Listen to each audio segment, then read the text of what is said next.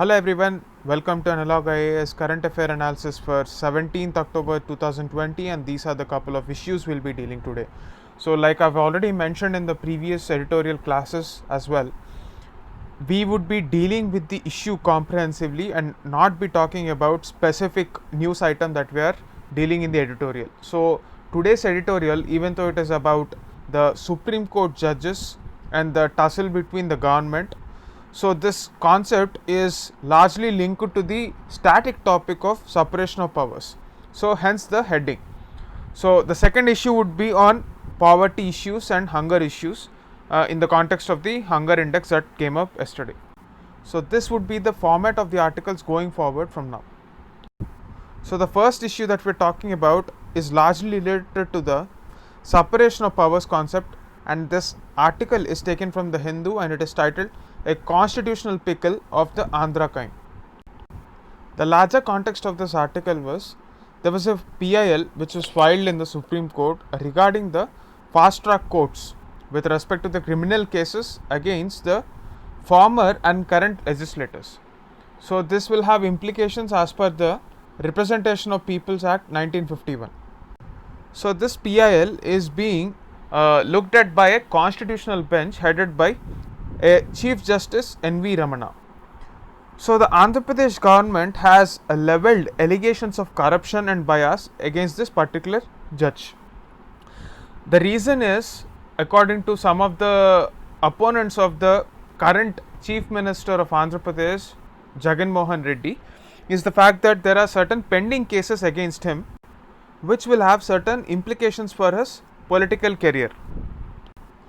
In this context, the Chief Minister of Andhra Pradesh, Jagan Mohan Reddy, has written a letter to the Chief Justice of India invoking his interference and highlighted the proximity between Justice Ramana and the former Andhra Pradesh Chief Minister and Telugu Desam Party's chief N. Chandrababu Naidu, claiming that attempts are being made to destabilize his government.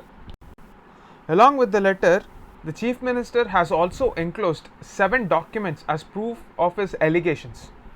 So one of them said that there was an identity of views expressed by Chandrababu Naidu, who is the leader of the opposition, and Justice N.V. Ramana about fitness of advocates elevated as High Court judges.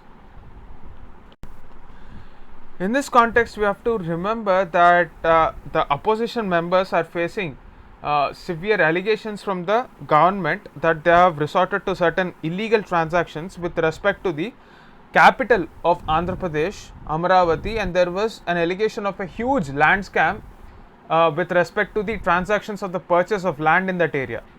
The state government has also requested for a CBI inquiry into the same. So it is in this context this entire case takes a political turn and is actually affecting the institutional integrity. Again, we have to remember the role of courts in this entire scenario.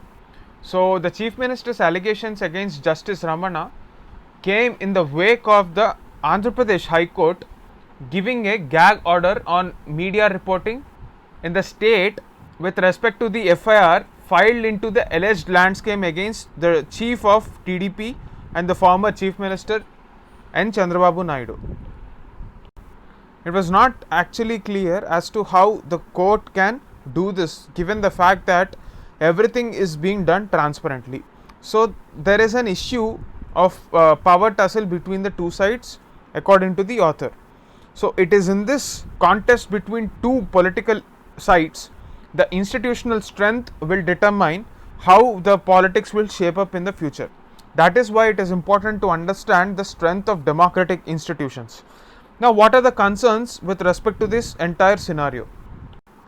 Let us understand that when we are talking about separation of powers, there are 3 wings of the government: the executive, which consists of the bureaucracy; the judiciary, which consists of the judges and lawyers; and the legislature, which consists of MLAs at state level and MPs at central level. All the 3 wings of this government are envisioned as parallel to each other. However, judiciary is given the responsibility to safeguard the tenets of this constitution through its provision given in the judicial review.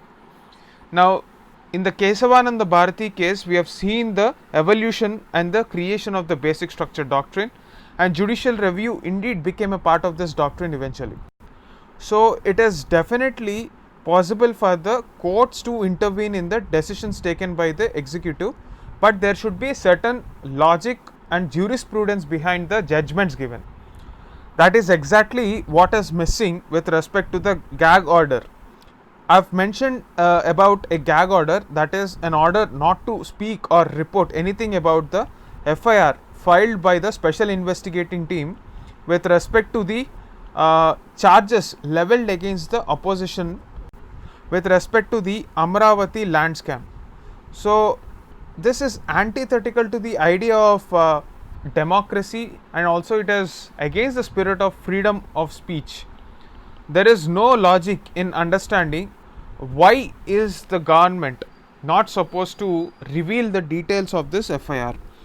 The court did not give a proper explanation. So it is for this reason, in order to avoid contempt of court proceedings, even the newspaper and this present article also does not discuss the content of that particular FIR. So this is against the right to information, where people have the necessity to know what is going on in the government. So this is a serious deviation from the normal way of things. So in the courts, most of the proceedings, unless and until they are very much pertinent to national security, there is no reason why media should not report it. So in this whole issue, the power lies with the Chief Justice of India, who happens to be the most powerful institution to entirely change this. Now we are not leveling charges against a normal judge. He is one of the senior most judges of the Supreme Court, and therefore it is right that we expect the Chief Justice of India to step in, because he is considered to be the master of the roster. Now a master of the roster will have a lot of powers which other judges do not have. So this should call for a fair hearing.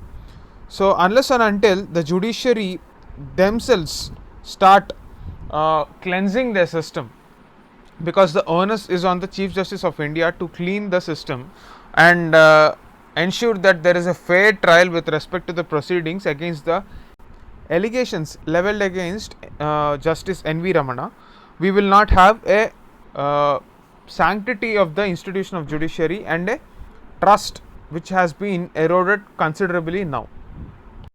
So this is the view of the author. So the author concludes that the solution for this problem can be in the idea of a judicial ombudsman.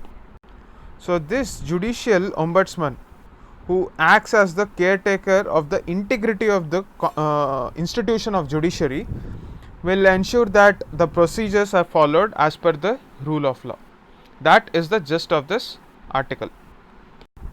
The second article for the day is in the context of the Global Hunger Index that was released yesterday, and India has fared poorly in this index.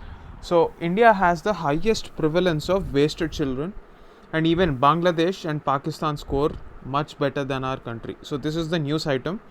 Let us have a look at the relevance of this news item in our syllabus. So in our GS2 we have certain issues, and the syllabus is poverty and hunger issues. So it is in this context this article becomes important for policy making. What are the issues with the program delivery and what can be done better? That can be the context of this article. So India is ranked 94 in this index. UPSC has a tendency to ask questions on who published certain reports. So this is published by an Irish agency called Concern Worldwide. Also there is an associated NGO called Welt Hunger Health, a German organization, and this report is based on certain indicators. So these indicators are firstly undernourishment. Now this report is very significant for our poverty and hunger issues, so we have to understand each and every term. The first indicator is undernourishment. Now what do you mean by undernourishment?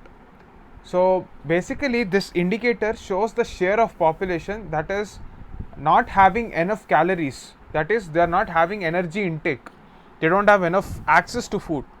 So that is the first indicator. Second one is wasting.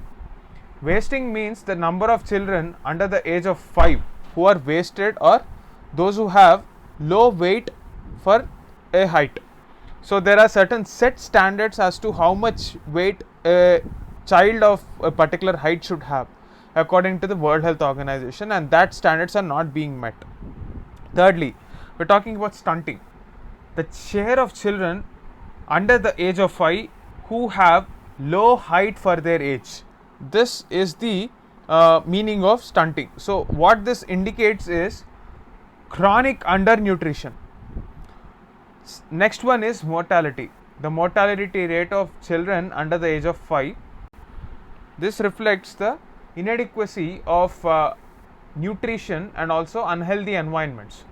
So worldwide, the level of hunger and undernutrition falls into a serious category.